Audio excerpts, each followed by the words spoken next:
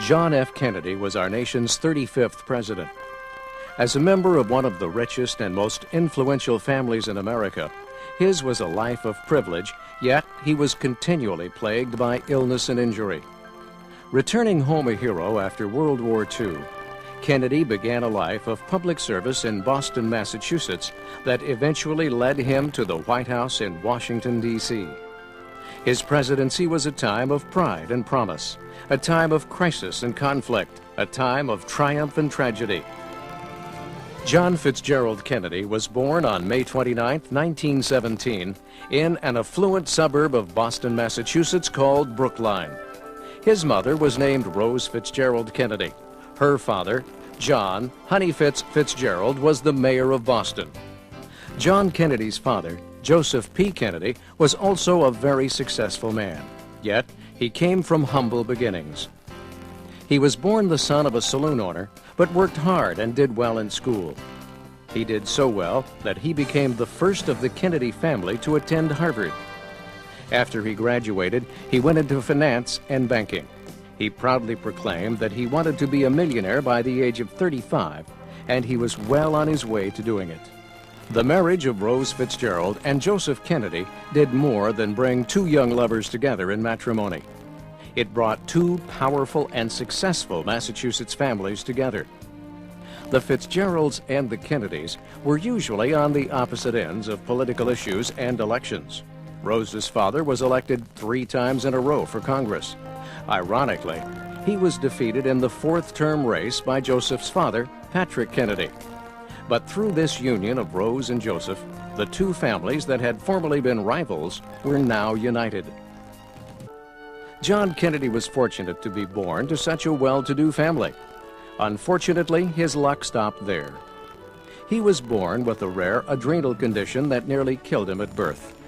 He was so ill that on the day he was born, a Catholic ritual called the last rites was performed on him. The only time last rites were said to people was when they were on their deathbed. But John was a fighter and would survive this battle with illness and face many more throughout his life. John had 3 brothers and 5 sisters. John attended a grade school called Dexter, where his older brother Joe went to school. At the age of 13, John began attending a private high school in New Milford, Connecticut called the Canterbury School. He became so ill while he was there that he was forced to withdraw from the school and return home for treatment. This was becoming an all too common occurrence in John's early life. After he recovered, he attended a very prestigious high school called Choate Preparatory School in Wallingford, Connecticut. John loved school and enjoyed learning. His favorite subject was history. He not only graduated from Choate in 1934, but also was voted most likely to succeed despite mediocre grades. John quickly set his sights on college. For a short time, John attended college in London, but was again forced to withdraw due to illness. When he recovered, he wanted to return to school quickly. With a little help from his influential family, he was accepted to Princeton University. John left for Princeton, eager to learn and explore. Unfortunately, he fell ill again while attending school there. He was forced to leave his second university and seek treatment. In 1936, John was fully recovered from his illness and began to attend college at Harvard University, where his father had received his degree. While at Harvard, he faced further battles with health, but persevered through them all. In fact, John actually played on the Harvard freshman football team while weighing only 149 pounds. It was a testament to his will and determination to overcome all obstacles. After John's freshman year at Harvard, his father Joseph was appointed to a prestigious position in the federal government by the President of the United States, Franklin D. Roosevelt. He became the ambassador to England. This meant that he would handle matters of political interest between Great Britain and the United States. While at Harvard, John again fell ill and had to take a break from school. While he recovered in the hospital, he wrote a book that was based on his undergraduate thesis called Why England Slept. This book dealt with the issues surrounding the rebuilding of the German forces between World War I and World War II. It questioned why England was not acting during this period to prevent the further threat of war or to prepare for the imminent arrival of battle. John's prominent family afforded him the luxury of having important publishers look at his book. The editor of Time and Life magazines personally wrote the introduction. It became a bestseller. By 1941, 80,000 copies of the book had been sold, although it was rumored that John's father bought as many as 40,000 of those copies personally. After his illness, John attended Harvard again and graduated with honors. He enrolled in graduate classes in business at Stanford University in California. John loved the sun and the fun of California. He managed to lead a very exciting life there, but the fun wouldn't last forever. The Japanese attack on Pearl Harbor on December 7, 1941, forced America into World War II. John tried to enlist in the United States Army, but was rejected because of back problems. He didn't let that stop him. He tried enlisting in the United States Naval Reserves. After undergoing a 5-month regimen of special exercise, he became a sailor with the rank of ensign. He was appointed to a position in naval intelligence. What he wanted, though, was to go to war. He desired to be on the front lines of battle, not in the boardrooms thousands of miles away. He decided to go into what was called PT school.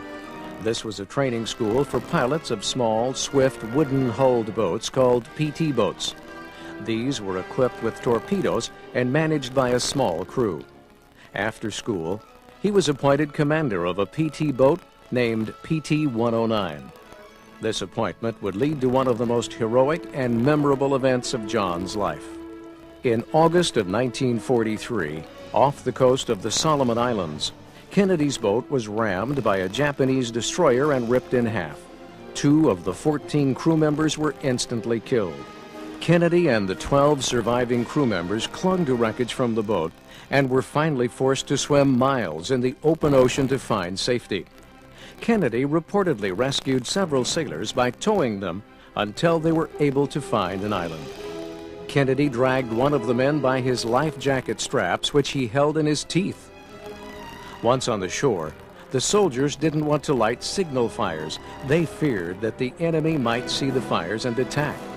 So Kennedy would swim out into the ocean several miles to attempt contacting ships that were passing by. He also swam between the surrounding islands, searching for signs of life. After 4 days of eating coconuts and anything else they could find, he was able to locate some friendly natives on a nearby atoll called Cross Island. John carved a message into the husk of a coconut shell and gave it to the natives. They agreed to deliver the message for him. Because of this, the crew of PT-109 was soon rescued, and Kennedy became a hero. He received medals for heroism from the United States Navy and Marine Corps. He had the engraved coconut shell encased in glass and kept it for the rest of his life as a reminder of the event. The heroism of this survival story was reenacted 20 years later in a 1963 movie called PT-109. When asked by reporters how he became a hero, Kennedy replied, "It was involuntary. They sank my boat." The heroic deeds of his experience were no comfort during the coming years' tragedies. War injuries required him to have back surgery. While he recovered in the hospital, his older brother, Joe Jr., was killed while flying an experimental bomber over Europe. This devastated his family. Joe's death would have a profound effect on John's life. Before his death, Joe, as the oldest son, was expected to go into politics after the war. With Joe's passing, the burden to become a politician fell squarely on John's shoulders. Later, when he was a U.S. Senator, he said, "Just as I went into politics because Joe died, if anything happens to me tomorrow, my brother Bobby would run from my seat in the Senate. And if Bobby died, Teddy would take over for him." In 1946, John Fitzgerald Kennedy ran for Congress in the 11th District of Massachusetts. He was a newcomer to politics, but his family name was enough to finance and win his first campaign. He won his first effort with 42% of the popular vote. The veteran congressmen refer to the newcomers to Congress every year as the freshman class. Kennedy entered the freshman class of 1947. This was the same year as another notable congressman and future rival of Kennedy's named Richard Nixon. Kennedy remained in Congress for 3 terms and developed the tools he needed to someday run the nation. In 1952, John decided to run for the United States Senate against the popular Republican incumbent Henry Cabot Lodge. With the help of his family, especially his brother Robert, who managed the campaign, Kennedy won the election by 70,000 votes. As a United States Senator, Kennedy fought for labor reform and civil rights legislation. In the area of foreign policy, he took a strict anti-communist view. The year after his election, he met his wife, Jacqueline Lee Bouvier.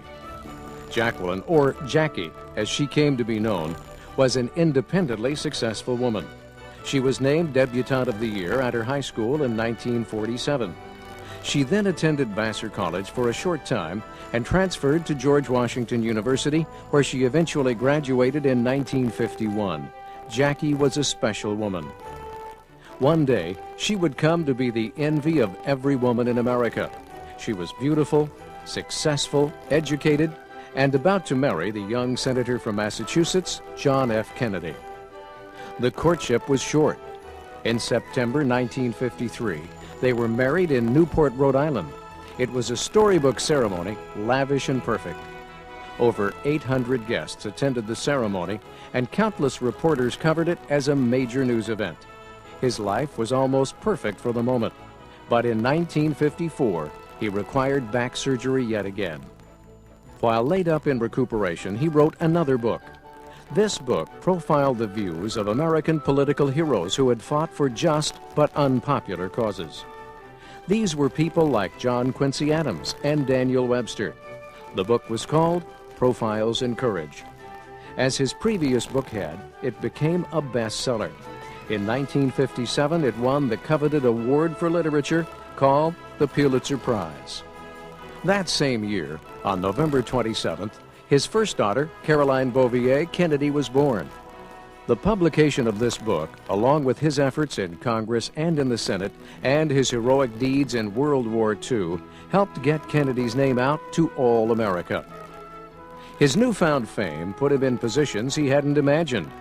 In 1956, he narrated a political film that was shown before the Democratic National Convention. He decided to try and gain the nomination for vice president, but lost to a Tennessee senator named Estes Kefauver. Kennedy was not bothered by the loss. Instead, he was inspired. In 1958, Kennedy was re-elected as a United States Senator by beating his opponent by more than 870,000 votes, the largest margin of victory in the history of Massachusetts politics. With his popularity at home soaring, Kennedy decided it was time to seek a higher office. On January 2, 1960, John F. Kennedy announced his candidacy for President of the United States. This campaign would pit him against his old congressional friend and the current Republican Vice President, Richard Nixon. This would be a campaign that was like no other the world had ever seen. It was the first so-called television campaign. Before that, most Americans didn't have televisions. The recent popularity of television offered a new tool that politicians could use as a pulpit. This would be the first race in history covered completely by the press and brought entirely into the living rooms of almost every American. Kennedy used this new powerful tool in his campaign. His family helped him pay for television spots promoting his bid for the presidency. Before he could officially run for president, he had to win the nomination of the Democratic Party. He would propose his candidacy next to other Democrats who were running. The Democratic Party would then decide who their candidate would be. John was up against the majority leader of the Senate, Lyndon B. Johnson. Kennedy won the nomination and then asked Johnson to become his vice presidential candidate. Once Kennedy was nominated, he began to campaign against the Republican nominee, Nixon, in a blitz that utilized all his power, intellect, and every member of his family. For the first time, televised debates between Nixon and Kennedy were held. These debates allowed the public to see the young, articulate, good-looking Kennedy in a wonderful light. He was a powerful speaker, and the forum of televised debate gave him a chance to win over much of America with his charisma and charm. By the time the 1960 election arrived, Kennedy was at the top of his game. 69 million voters turned out to cast their ballots in one of the closest elections in history. When the votes were counted, Kennedy had received 49.7% of the popular vote. Richard Nixon had received 49.6%. It was a difference of only 113,000 votes, but it meant that John F. Kennedy was the 35th President of the United States and that Lyndon B. Johnson was the new Vice President. Just 16 days after his election, his son, John Jr., was born. Kennedy was inaugurated January 20th, 1961. He gave a rousing speech that touched on civil rights, freedom, and the equality of men. Let the word go forth from this time and place to friend and foe alike that the torch has been passed to a new generation of Americans born in this century, tempered by war, disciplined by a hard and bitter peace, proud of our ancient heritage, and unwilling to witness or permit the slow undoing of those human rights to which this nation has always been committed and to which we are committed today at home and around the world. He also challenged the nation by saying, "Ask not what your country can do for you. Ask what you can do for your country." John F. Kennedy's election was a special event in the history of America. He was, after all, the youngest president ever elected, the first Catholic, and the first president who had been born in the 20th century. He was replacing the 34th President of the United States, Dwight D. Eisenhower. He was also inheriting all of the problems Eisenhower's administration had developed. The nation was in a frantic state. The civil rights movement was sweeping the country. Americans were crying out for higher wages and better jobs. On the foreign front, there was also trouble. The world was locked into a battle between communism and democracy. There were growing U.S. concerns about a new Soviet ally, an island in the Caribbean called Cuba. There were also worries about growing tensions in the Southeast Asian country called Vietnam. In Germany, a battle raged between democratic West Berlin and communist East Berlin. The world was in turmoil, lost in conflict and struggle. America was the sole beacon of freedom in these times, and Kennedy knew it.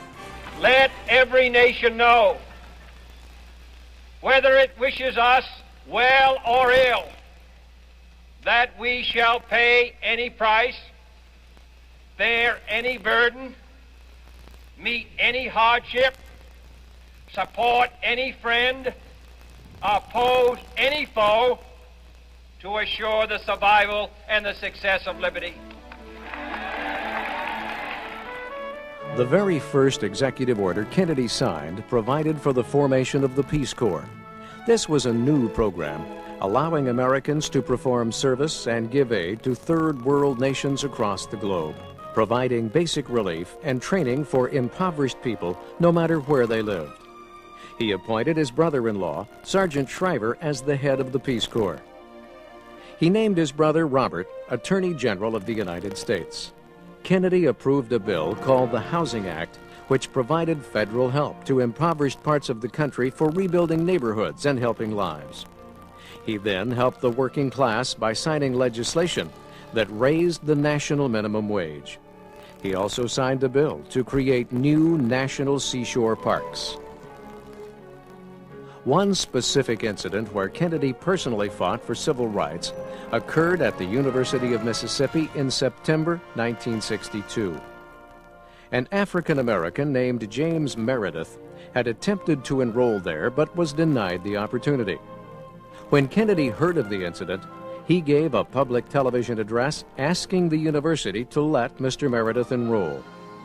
The speech caused a riot that lasted 15 hours and resulted in the death of 2 people. The National Guard was called in to stop the rioting. After all this, James Meredith was allowed to enroll, and soldiers stayed on campus to assure his safety. In 1963, a similar incident occurred in Alabama when 2 black youths were denied enrollment in a university there. Kennedy again stepped in and won the right of those people to enroll. Kennedy continued to fight for equal rights. A 1963 poll asked African Americans who they felt had done more for civil rights than anyone else in America. The 3rd most popular response was John F. Kennedy, with the NAACP first and Martin Luther King Jr. second. Kennedy's first major foreign policy problem while in office was caused by the tensions in Cuba that Eisenhower had warned him of. In 1959, a revolution had taken place in Cuba. A new communist leader had come into power named Fidel Castro. Castro began to heavily ally himself with the Soviet Union and its leader, Nikita Khrushchev. Cuba was located less than 100 miles south of the tip of Florida. A plan to overthrow Castro was put into effect in April of 1961. This plan, which was developed during the Eisenhower administration, was to land a group of American-trained Cuban exiles on Cuba. These soldiers, theoretically, would silently land at a location called the Bay of Pigs. Unfortunately, the landing of troops was not silent or undetected. Instead, a waiting Cuban army met them in. The mission was a complete failure. 114 men were killed, 1,189 were captured, and 150 were reported missing. This was an embarrassing defeat for Kennedy and for America. In an unprecedented move, Kennedy went on national television and accepted total responsibility for this failed mission. His approval rating surprisingly went up. The battle between communism and democracy was beginning to favor the communists. To make matters worse, the Soviet Union was winning what was called the space race. They'd managed to put a man into space before America. In response, America's first man in space, Alan Shepard, soon followed on May 5, 1961. Kennedy wanted to ensure that the United States would win the race to be the first to land a man on the moon. We choose to go to the moon. We choose to go to the moon.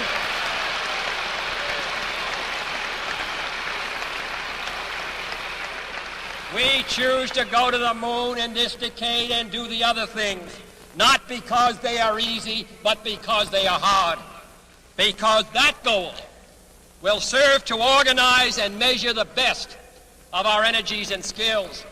Because that challenge is one that we're willing to accept, one we are unwilling to postpone, and one we intend to win, and the others too. In June of 1961, Kennedy met with Soviet leader Khrushchev in Vienna, Austria. The two debated over the conflicts that existed in Vietnam and in Berlin between democratic and communist forces. Unfortunately, no compromises were reached at that meeting. In Berlin, the tension between the two forces grew so high that the end result was the building of the Berlin Wall. This wall would separate the city of Berlin into two separate halves, the western half of which would be democratic and the eastern half which would be communist. During the building of the wall, American and Soviet troops stood facing each other on each side of the border. The threat of war loomed over the men. The slightest spark and bullets could begin flying. In August of 1961, the Berlin Wall was finally completed and would remain intact for the next 28 years. America and democracy were given a great boost in February of 1962 when John Glenn became the first American to orbit the Earth in a Mercury capsule named Friendship 7. But this joy would not last forever. In October of 1962, the world came as close as it ever had to nuclear war. On October 22, 1962, Kennedy delivered a public address that revealed the fact that the Central Intelligence Agency had taken secret spy photos that showed Soviet nuclear missiles in place on the island of Cuba. Kennedy took immediate action and issued a warning to Soviet leader Khrushchev to remove the missiles. The United States began stopping Soviet ships that held more missiles from getting to Cuba. This was called a naval blockade. On October 24th, over a dozen Soviet ships were halted or turned back. Khrushchev wanted to negotiate the removal of his missiles from Cuba in exchange for the removal of United States weapons from the Eastern European country of Turkey, but Kennedy refused to compromise. Khrushchev soon backed down and ordered that the missiles in Cuba be moved out, and by 1964, Nikita Khrushchev had fallen from power in the Soviet Union. Kennedy had resolved the Cuban Missile Crisis peacefully without a single shot being fired. It was his shining moment as president. But the communist threat was worldwide. President Kennedy felt that the Southeast Asian country of Vietnam needed much attention. Kennedy felt that Vietnam was a cornerstone of democracy. He felt that if Vietnam fell to communism, the entire continent of Asia might follow. In an effort to reinforce the South Vietnamese, a steady stream of U.S. soldiers were sent over to the troubled country. By 1963, there were over 16,000 U.S. troops in Vietnam. This conflict would not be resolved during Kennedy's administration. During his third year in office, he proposed sweeping civil rights legislation, signed a nuclear test ban treaty, saw the final Mercury astronaut launched into space, and spoke to the people of Berlin on the virtues of freedom and democracy. Then, in an effort to boost his popularity in the southern U.S. before the next presidential election, he traveled to Texas. On November 22, 1963, one of the greatest tragedies to afflict our nation occurred in Dallas, Texas. Kennedy rode in a motorcade with the governor of Texas and their wives. They waved at the crowd and graciously accepted cheers and applause from their convertible. Suddenly, the jubilant atmosphere was shattered. The sound of gunshots exploded from out of nowhere, and the shriek of screaming bullets raced through the crisp November sky towards the convertible. In a flash, the President of the United States, John Fitzgerald Kennedy, was dead, killed by a lone gunman named Lee Harvey Oswald from a book depository in downtown Dallas. The nation was stunned. A huge funeral procession wound its way through the nation's capital that weekend. Americans clamored to catch a last glimpse of their president. Tears welled in the eyes of an entire nation. As his casket passed through the streets, Kennedy's 3-year-old son, John Jr., saluted his fallen father.